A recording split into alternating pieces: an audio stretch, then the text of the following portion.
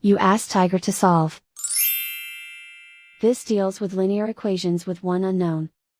The final result is x equals 9. Let's solve it step by step. Simplify the expression. Expand the parentheses. Simplify the arithmetic.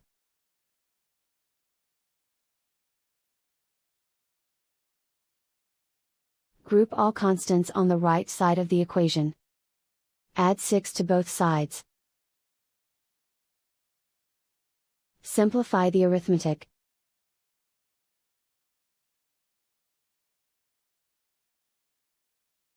Isolate the x. Divide both sides by -6. Cancel out the negatives.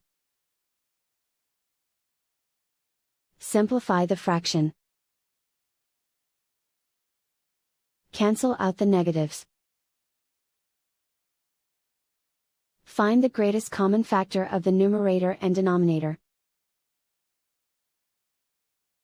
Factor out and cancel the greatest common factor. And so the final result is x equals 9.